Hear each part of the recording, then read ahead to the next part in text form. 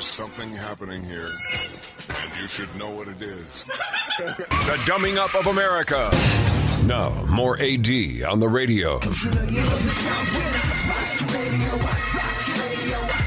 So you and I would talk to Kevin Martin of Candlebox in just a little bit. Right now, though, let's check out one of the songs that put Candlebox on the map back in the day.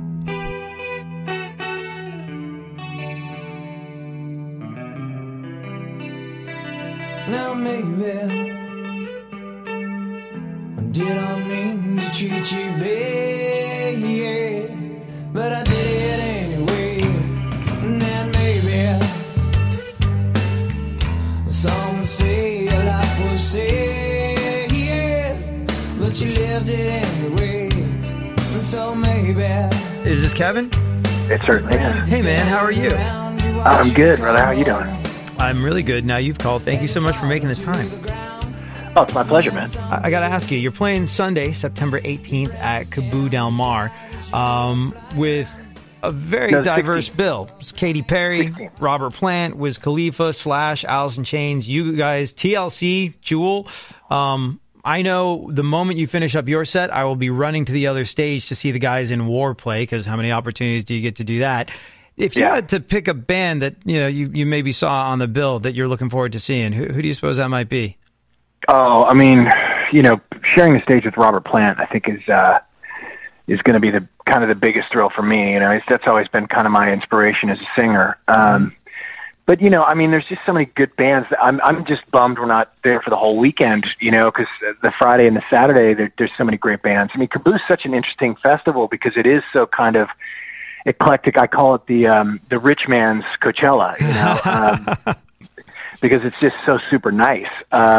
And I went last year to see the guys in live play, and I just kind of busted my agent's balls about getting us on it because I really wanted to play it. Right. It's a great time. It's sort of like this beautiful, civilized way to see bands play. Like I'm in a hammock watching 311 going, this is a good time. This is really good. And you know what? I hate to sound snooty, but it is nice that all the toilets flush and the selection of food is better. At no point did like a 16-year-old kid throw up on my sneakers, and I was happy for that. Nobody's really rolling on the Molly at those, that's for sure.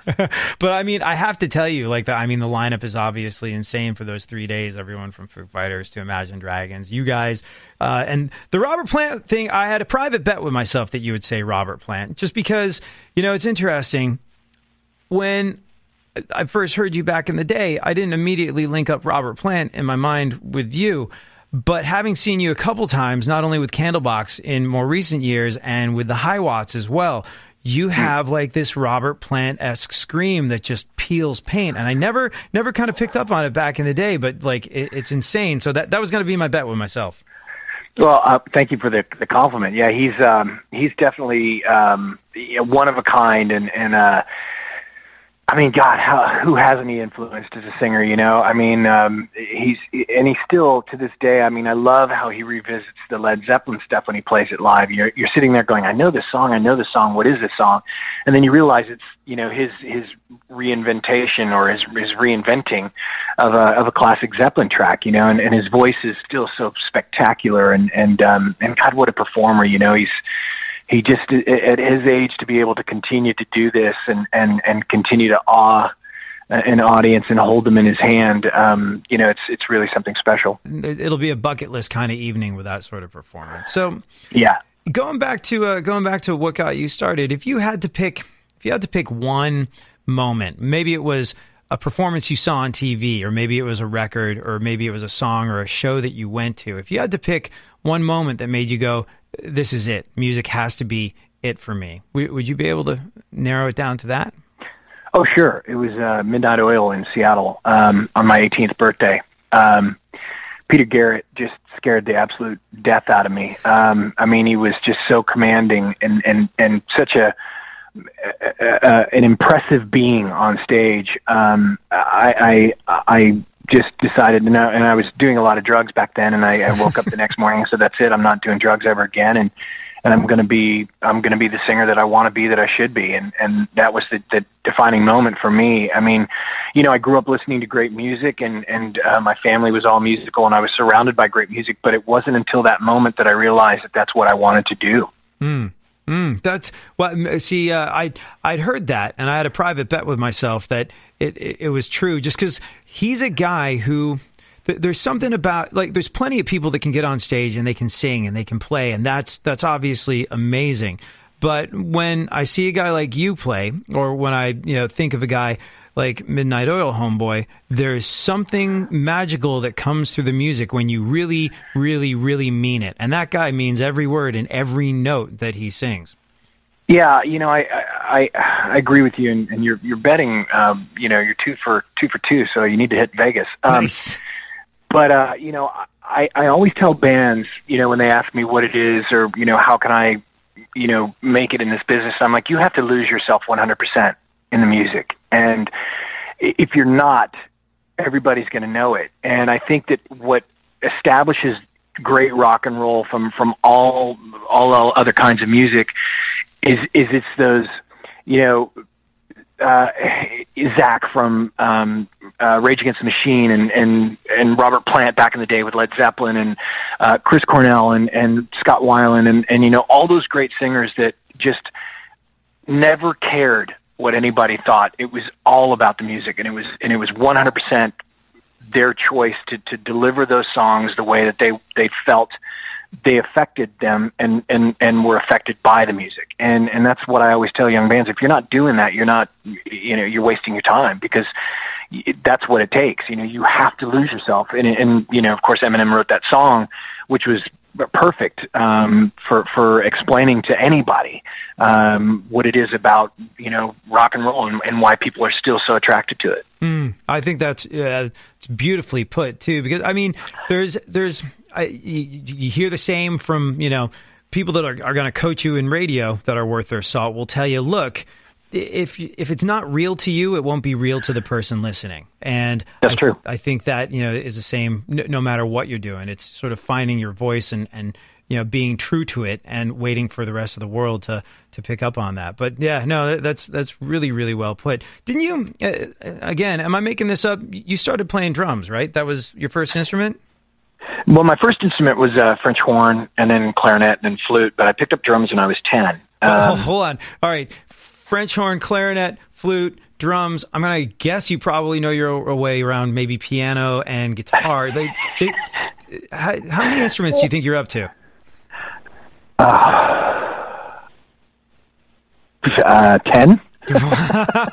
I don't know. Do you in this day and age ever